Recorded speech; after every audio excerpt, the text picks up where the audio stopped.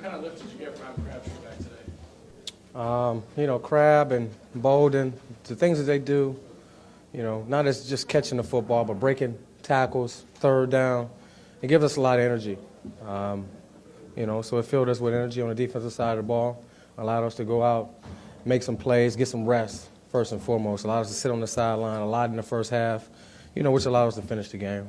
Donte, how eager are you to start preparing for the Seahawks now that you've got 2 wins in a row? We're very eager.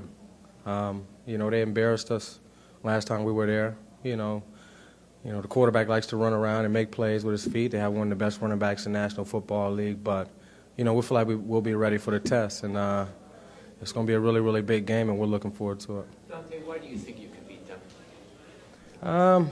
First and foremost, we're at home.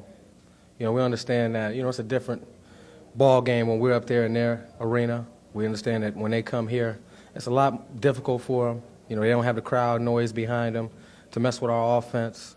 On defense, we feel like we can match up with them. All we have to do is stop the run and not allow the quarterback to run around and beat us. So that's why I feel like we can win. You came on the blitz, and at some point in a situation like that, you just say, "I'll try to disrupt things as much as possible." And then you ran into Stacy and Long on that play. You just talked about your assignment there and kind of what you were trying to do. Well, my assignment there is to disrupt their blocking scheme and allow our backers to run free. A lot of times we run that play. I come free and make a play in the backfield on 3rd and short. But on that play, I was able to get tied 3 guys, allow Justin to, beat his guy and nearly get a sack. So my job is to just cause as much disruption as possible. It's the same play that you see Palomalu run all the time. When it's 3rd and short, he's supposed to hit the B gap, and he jumps and tackles the quarterback. It's the same type of thing. So just to be disruptive. Coach Harbaugh talked about December football being different than September football or minicamp football. It's for tough guys. Do you think you guys are built for this? Yeah, I think we're built for this. Last couple of years has been pretty easy. 12-4, 13-3, going into the postseason, having bye weeks. This year we face some adversity. And we know back, history says that the team that faces adversity, that gets hot at the right time, has a good chance of winning the Super Bowl. And we understand that. Right now we're 8-4. We have a big game this week. And we're looking forward to it. Defense is playing really good. We got a lot of weapons back on the offensive side of the football. So we're going to give them our best shot. And we look forward to the game on Sunday. Last time you faced Seattle, it was back the defense was giving up, 28 points a game for a while.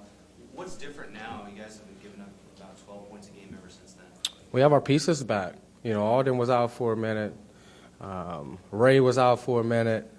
Then you get Pat miss a game here. Corners go down, Culliver go down. Now we have everybody in sync. We have Alden back. Guys are really out there communicating. It's all our 3rd year in this defense. So we know what to do. That's why we're playing football. We're getting turnovers again. We're tackling. We're playing 49er football. Before we played some really good offenses.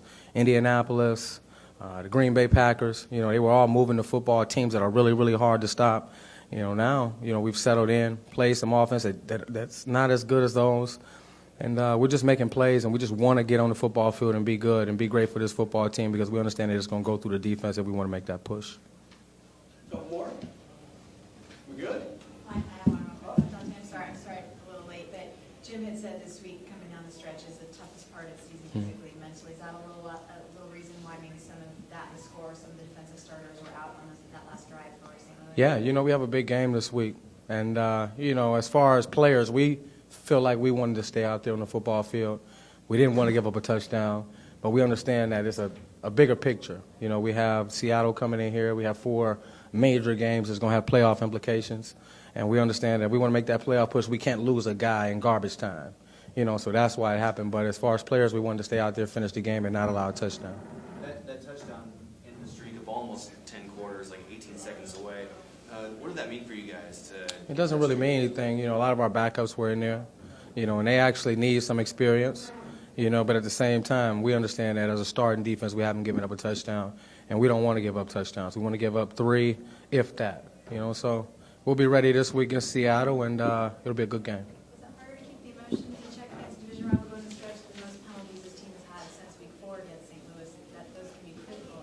Yeah, it seemed like that was their game plan, to come out and try to get some guys ejected. It was a lot of chippiness out there, not anything on our part, but on their part. And, maybe that was their game plan, but it didn't work, So, we understand that Seattle's going to be the same way. And we have to keep our emotions in check. Our coaches are constantly telling us on the sideline, keep your emotions in check. If you get thrown out of this game, you're done for next week. So, as a veteran football team, we'll take care of that. We understand what teams are going to try to do to us. We just have to be smart on the football field.